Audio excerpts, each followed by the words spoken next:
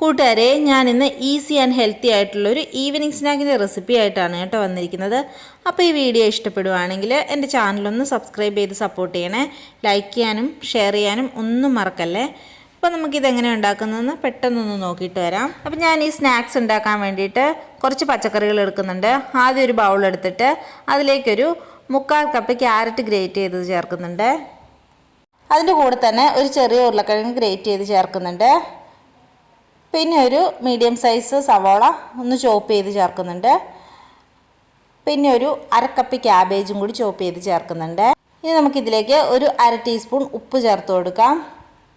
ഇനി അതിലേക്ക് ഒരു 1/4 ടീസ്പൂൺ കാശ്മീരി മുളക് പൊടിയും ഒരു 2 ടേബിൾ സ്പൂൺ കടലമാവും 1 ടേബിൾ സ്പൂൺ അരിപ്പൊടിയും കൂടി ചേർത്ത് കൊടുക്കണം. ഞാനിവിടെ പത്തിരിപ്പൊടിയാണ് ചേർക്കുന്നത്. ഇനി അതിലേക്ക് കുറച്ച് മല്ലിയിലയും കൂടി ചേർത്ത് കൊടുക്കാം. ഒരു 1/4 ടീസ്പൂൺ കായപ്പൊടിയും കൂടി ചേർത്ത് എല്ലാം കൂടി ഒന്ന് മിക്സ് ചെയ്തെടുക്കാം.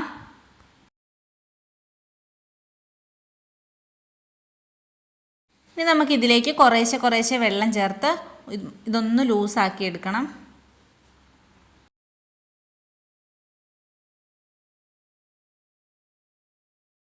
കുറേശ്ശെ വെള്ളം ചേർത്ത് വേണം മാവൊക്കെ ഒന്ന് ലൂസാക്കി എടുക്കാൻ വേണ്ടിയിട്ട്. ഇനി അഥവാ വെള്ളം കൂടിപ്പോയി എന്ന് തോന്നുന്നുണ്ടെങ്കിൽ നമുക്ക് വീണ്ടും കടലമാവ് ആഡ് ചെയ്യാം. അതിൻ്റെ നേർപകുതി അരിപ്പൊടിയും കൂടി ചേർത്താൽ മതിയേ. ഇനി ഒരു കളറിന് വേണ്ടിയിട്ട് ഞാനൊരു 2 പിഞ്ച് മഞ്ഞൾപ്പൊടിയും കൂടി ചേർത്ത് കൊടുക്കുന്നുണ്ട്. നമുക്കതൊന്ന് മിക്സ് ചെയ്ത് കൊടുക്കാം.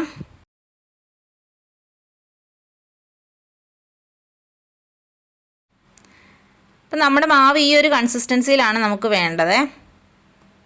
ഇനി ഇതൊന്ന് ചുട്ടെടുക്കാൻ വേണ്ടിയിട്ട് ഒരു പാൻ അടുപ്പത്തേക്ക് വെച്ചിട്ട് അതിലേക്ക് ശകലം ഓയിൽ സ്പ്രെഡ് ചെയ്ത് കൊടുക്കുന്നുണ്ട്. ഇനി നമുക്കൊരു ചെറിയ തവി കൊണ്ട് നമ്മുടെ ആ പാനിലേക്ക് കോരി ഒഴിച്ചിട്ട് ഒന്ന് പരത്തിയെടുത്ത് ചുട്ടെടുക്കാം. ഞാൻ ഒരു പ്രാവശ്യം 3 എണ്ണം വെച്ചിട്ടാണ് ചുട്ടെടുക്കുന്നത്.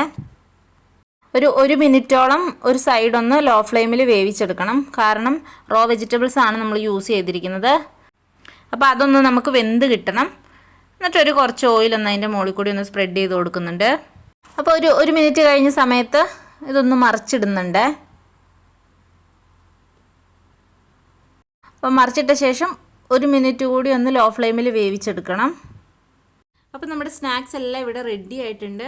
നല്ല ടേസ്റ്റാണ്, കുട്ടികൾക്കൊക്കെ ഇഷ്ടപ്പെടും.